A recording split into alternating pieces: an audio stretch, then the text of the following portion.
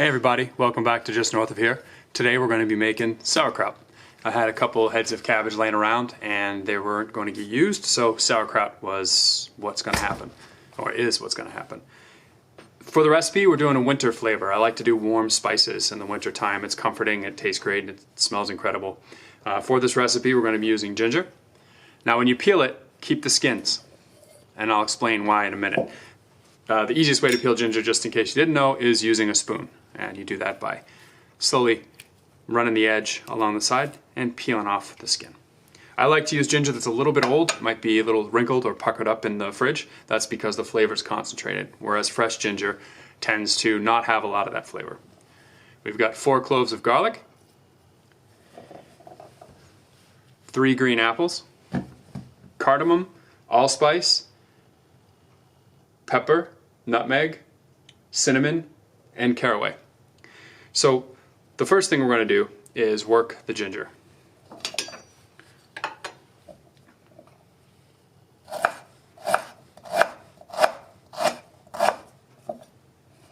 Get it into usable strips, and then you can just start chopping it up.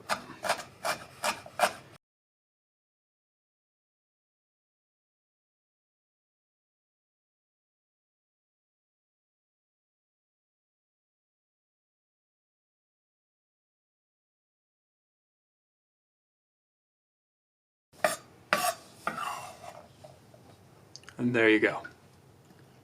Chopped ginger. Gonna add that to the bowl.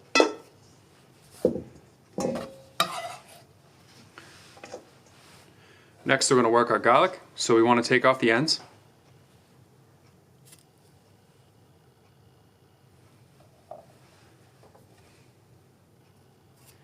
They tend to be bitter, so it's a good idea to remove them. Plus they add in a fibrous element. We discussed that in another video I did. Once the garlic is ready, you've chopped the ends off, you want to just give it a bit of a crush.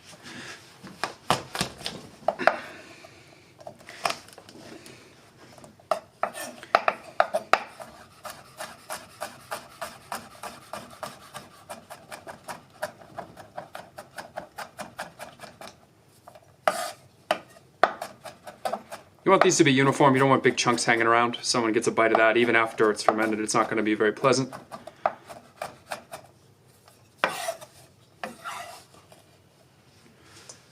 Once that's done, we're going to add that to our bowl. Clean off our board and clean off our knife.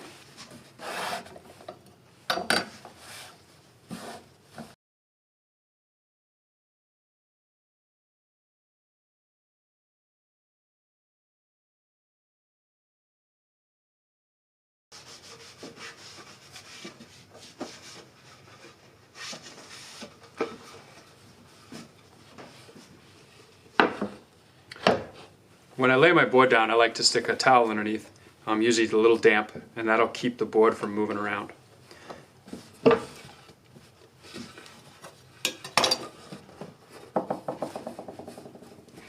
See, now you got a nice stable platform with which to cut. The next thing we're going to work is our cabbage. I know this is about 1,600 grams, and that's important because we're going to add 2% of the weight of the chopped vegetable back in, and that's for the lacto acid bacteria fermentation we're going to do. So it's the L.A.B we're going to do. That's going to be 2%. So with cabbage, we've got this fibery core, and we got to remove that first.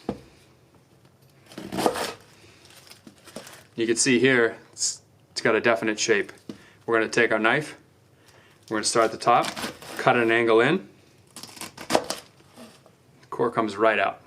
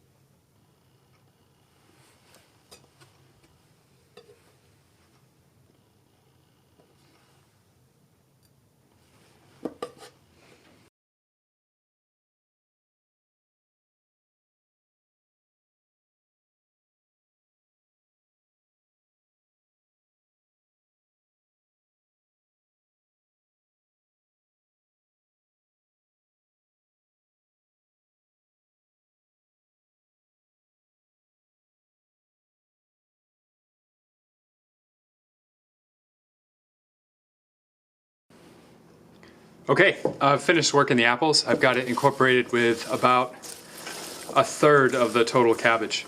Now we're going to add our spices. So to do that, we're going to first make sure we know the weight of the total combined chopped product, which for me is 1,700 grams. So I'm going to do 2% of that, or about 34 grams of salt. So I need to measure that out. Do that using a kitchen scale, small container. Turn it on. You want to tare it or get it to 0 with the included weight. So you want to add this to it, and then you want to 0 it out. And add your product. Now I know 34 grams seems like a lot of salt, but with the volume of chopped product, it's not too bad. And there we have it. 34 grams of salt.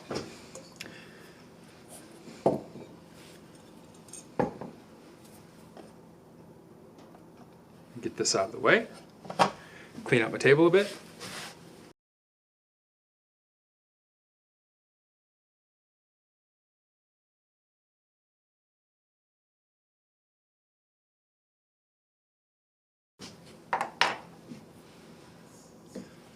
Now once we add the salt into the cabbage, it's going to start to weep water. We want that water, but we also want to tamp it down. So we've got this tamper, which I made out of a piece of firewood. It's beautiful. I don't know if you can see the grain, but it's a very lovely piece of equipment. I designed this with a foot on the bottom and a nice handle on the top. It's lovely. And you know, I hand planed this and spoke shaved it and got into the shape it is, and it's very smooth. So we're going to tamp this down first.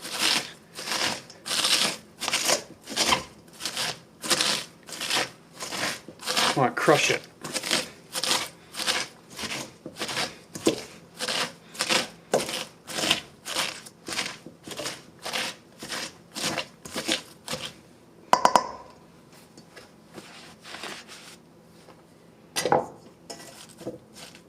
Becomes a lot more dense and closed in. Going to add our salt.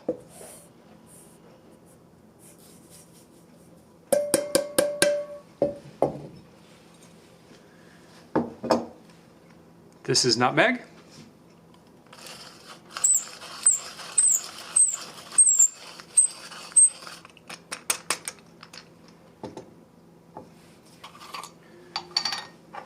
going to use a ½ teaspoon of clove.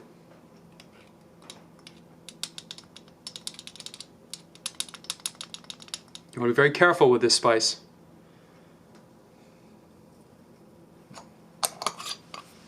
We're going to use allspice.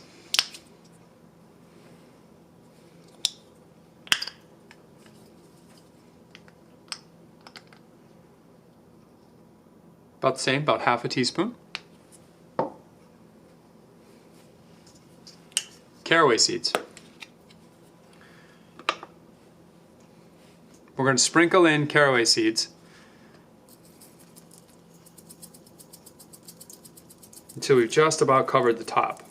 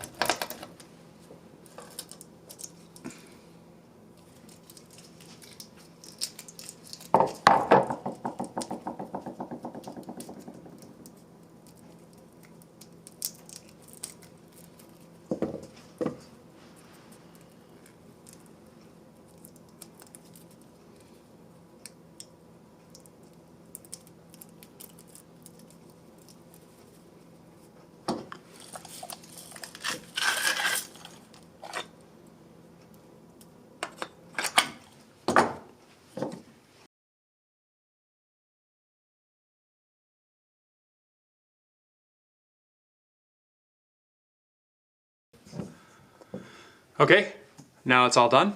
You can see the texture. It's really incorporated well, everything's even. We don't have any strong pockets where there'll be a lot of ginger, a lot of garlic concentrated. Now we're gonna take this and put it into here.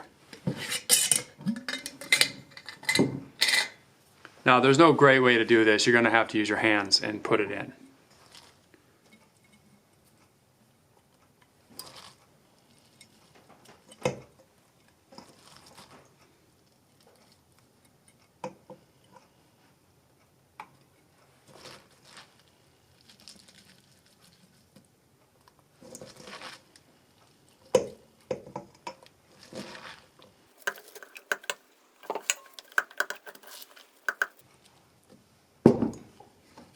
This is also where your tamper is going to come in handy as well.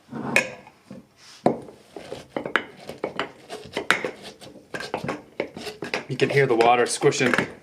The salt is forcing the vegetables to give up their juice, which is good because that's what it's going to sit in to ferment once we get it all packed in. This fermentation is going to take anywhere from 1 week to 2 weeks, and that's really dependent on temperature. I'll do another video where I discuss how to make a fermentation chamber, which is just a controlled humidity and temperature. Pretty easy to do, not a great feat of engineering. Okay, I'm going to clean this off.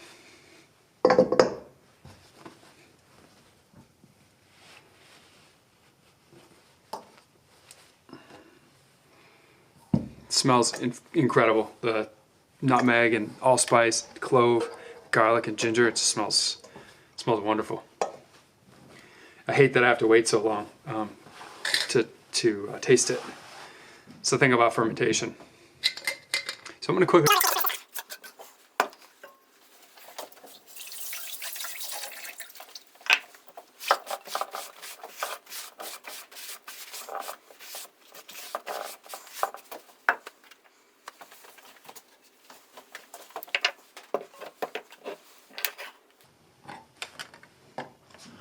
So we want to ferment this. We want to make sure that the product stays underneath the water.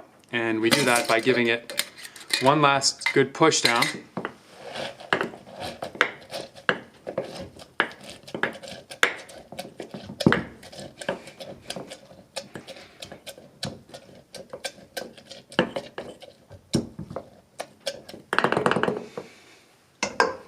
And then we're going to add this weight. And we're going to close it up. These are really handy. These allow you to vacuum seal. And the links to all this stuff will be in the description. And we're going to use this. And we're going to remove.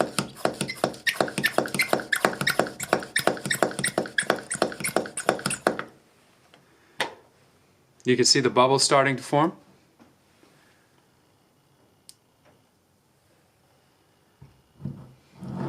And there you have it. We've just finished making sauerkraut. Should be ready in 2 weeks. We're going to ferment it and I'll update you then.